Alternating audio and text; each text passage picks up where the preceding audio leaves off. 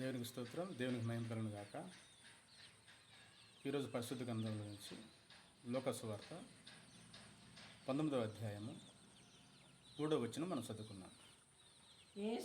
యేసు ఎవరని చూడగోరిన గాని జక్కయ్య పొట్టివాడైనందున జనులు గుంపుగూడి ఉండుట వలన చూడలేకపోయాను.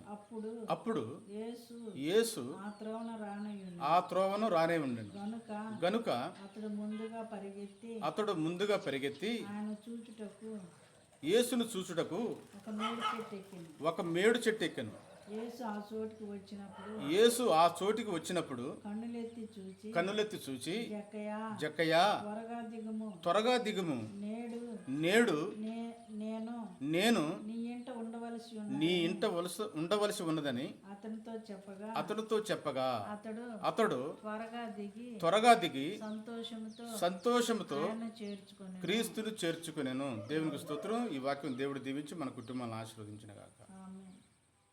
యేసు మాటలు విన్నప్పుడు జక్కయ్య ఏ విధంగా అయితే త్వరగా దిగి వచ్చి యేసును చేర్చుకున్నాడో, తన ఇంట చేర్చుకున్నాడు, మనం కూడా చివరి దినాల్లో ఉన్న మనము, కడవర దినాల్లో ఉన్న మనము ఆదివారం నాడు దేవుని మందిరంకి వచ్చి దైవజనుడు చెబుతున్న మాట మనము శ్రద్ధగా విని ఆ మాటలు మన హృదయంలో చేర్చుకోగలిగితే, ఆ మాటలు మనం వినగలిగితే, ఆ మాటల వల్ల నీకు ఉపయోగం ఉందని జ్ఞానం కలిగి ఉండగలిగితే, జక్కయ్య ఏ విధంగా అయితే తన కుటుంబంలో యేసుని చేర్చుకున్నాడో నీవు కూడా యేసుని నీ ఇంట్లో చేర్చుకుంటావు.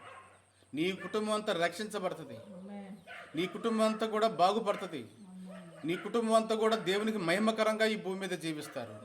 అనేకులకు మీరు సువార్త ప్రకటించేవారిగా ఉంటారు. ఎందుకు ఈ మాటలు చెప్తున్నానంటే, నేను ఒకప్పుడు కూడా ఈ లోకానుసారంగా జీవించిన వ్యక్తిని, ఈ లోకంలో జీవించి బ్రతుకుతున్న వ్యక్తిని. దేవుడి మాట వినకపోవటం వల్ల నా ఇంటికి రక్షణ రాలేకపోయింది. ఎప్పుడైతే దేవుడితో నేను దేవుడి మాటలు వినాలని ఆశ కలిగి ఉన్నానో, దేవుడు నాతో మాట్లాడి ఈ లోకమంతా వ్యర్థమే, ఈ లోకంలో ఉన్నాయని నీకు వ్యర్థమే, ఉపయోగపడదని చెప్పేసి నాతో మాట్లాడినప్పుడు ఇవన్నీ నేను విడిచిపెట్టి దేవుడి సన్నిధికి నేను చేరుకున్నాను. దేవుడు సువార్త ప్రకటించడానికి దేవుడు నన్ను ఏర్పరచుకున్నాడు. జక్కయ్య కూడా, అయ్యా నీ ఇంట్లో నేను ఉండగోరి ఉన్నాను అన్నప్పుడు, అయ్యా నీవు నా ఇంట్లోకి రావాలంటే నేను చేసిన పాపాలన్నీ నీ సన్నిధిలో నేను ఒప్పుకోవాలయ్యా.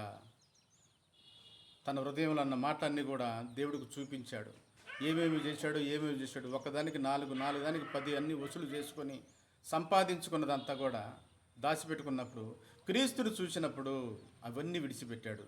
దేవునికే మహిమకరంగా ఉండును గాక. ఈ వాక్యం దేవుడు దీవించు.